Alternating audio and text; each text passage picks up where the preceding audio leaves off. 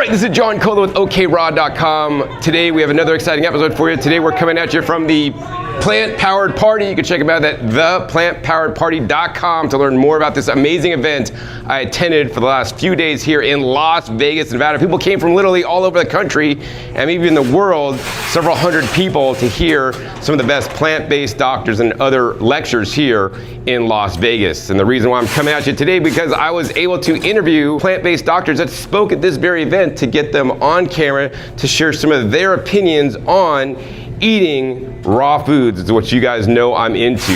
So we're gonna get to hear from each of the doctors, and then I'm gonna come back giving my thoughts on their answers. I'm Alan Goldhamer. I'm the director of the TrueNorth Health Center. I've been practicing for over 40 years. All of the time has been advocating for a whole plant food, SOS-free diet. Our website's TrueNorthHealth.com.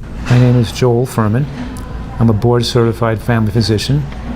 I graduated from medical school in 1988, so I've been a doctor a long time. My website is drfuhrman.com, which is drfuhrman.com. And even though I'm a family doctor, I'm president of the Nutritional Research Foundation. So I asked all these plant-based doctors one question: is a fruitarian diet healthy long-term? So let's find out what they say. Not long-term. Short-term, any plant-based diet is going to have some advantages, but long-term, a fruitarian diet would be very high in sugar, relatively lower in fiber and mineral content, and would tend to not be as ideal a diet as a whole plant food diet that has a variety of both raw and cooked foods. All right. You should realize that we've been using heat to process food as humans much longer than we've had juicers and blenders and other things. So when it comes to a natural diet for humans, the use of heat to break down starchy materials like you find in potatoes and sweet potatoes and squash, etc. That's been going on a lot longer than we've been, juicing and blending. I've been a doctor taking care of the plant-based community for, almost 40 years now.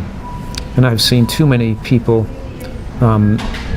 negatively hurt their health on a fruitarian diet. As they age, they can maintain it when they're younger, but as they age, they put themselves at higher risk of infection, like fungal infections and pneumonia. And so I felt, and somewhat accelerating their aging from their diet being too low in protein.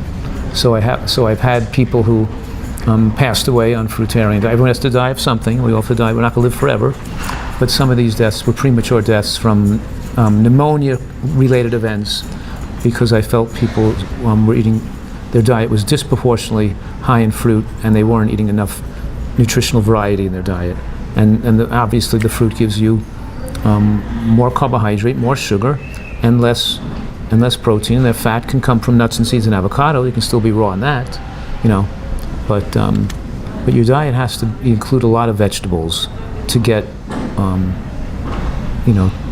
and including some of the more caloric vegetables, makes it easier to eat that way. Even so, cooking squashes or having peas or stuff like that. So obviously, I generally don't advocate a raw food diet or a fruitarian diet, but I know that some people can do well on that diet when they're younger.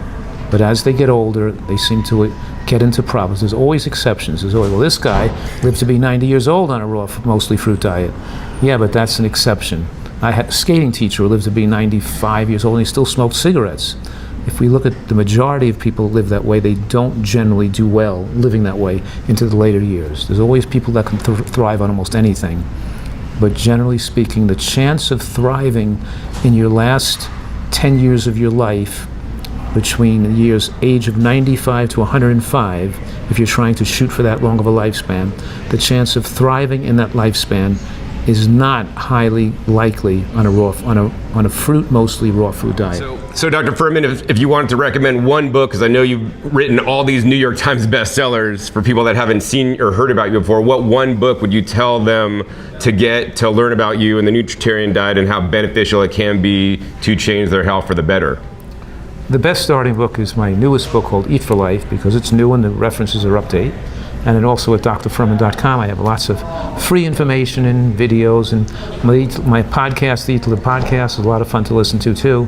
So there's lots of ways you can read and watch my information and learn more about it. All right, great. So any final words of wisdom you'd like to share to all my viewers today that most of my people actually eat a more raw food style diet? Well, my message to you is, number one, congratulations on your attention to your health. That's really important. And it's great to see healthy people eating healthy diets, and really excited about that community. And just wanting to encourage you to keep yourself physically strong and muscular as you age. Don't let yourself become too emaciated with your desire for nutritional perfection. So we want to make sure that you have adequate calories and adequate protein as you age to make sure you can maintain your muscle and bone mass and your brain size too.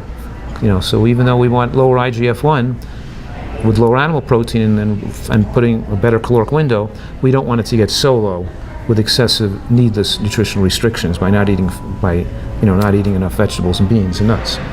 So look, you're probably doing a great job. Can't compare what you're doing to the average American, but just make some little tweaks to make sure that you're taking good care of your health. All right, guys, so you guys heard from all the plant-based doctors, and pretty much all of them would agree that they do not believe for the long term a fruitarian-based diet would be healthy.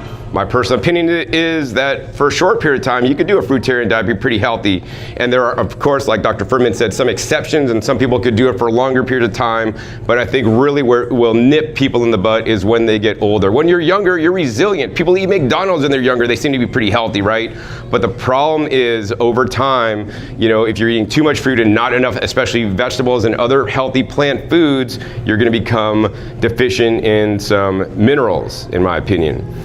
So take this for what you guys will. Hopefully you guys learn something hearing from the plant-based doctors and what they think about a fruitarian diet. I know a lot of you guys may agree with them, and then some of you guys are going to not agree with them and still do your fruit thing, which, I'm just here to give you guys what some of the doctors say that actually treat and see people who have been or are raw vegans that have had some challenges, so we could learn from their experience. So I have a special guest. This is Chef AJ, who is one of the hosts here at the Plant Powered Party. So thank you, AJ, for having me at this amazing event.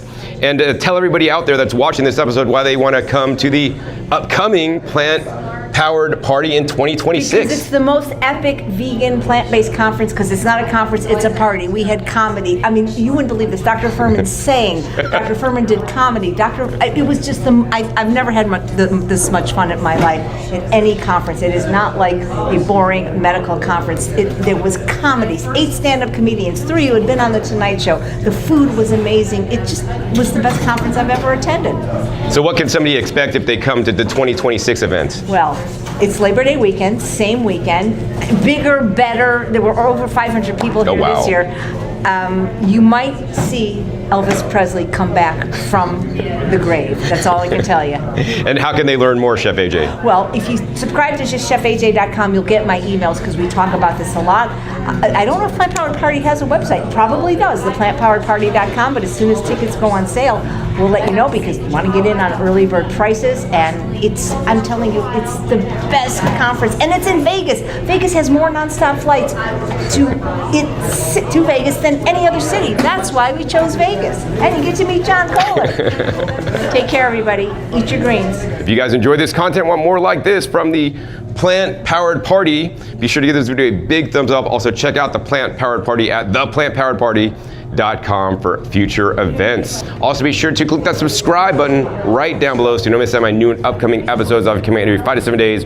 You never know where I'll show up, what you'll be learning on my YouTube channel. Make sure you click the little bell so you're notified as my videos come out. And finally, be sure to check out past episodes. Past episodes are a wealth of knowledge. Over 850 episodes at this time on this channel dedicated to you guys, all about eating more fresh fruits and vegetables and being the healthiest you can. So with that, my name is John Kohler with OKRAW.com. We'll see you next time, and until then, remember, keep eating your fresh fruits and vegetables. They're always the best.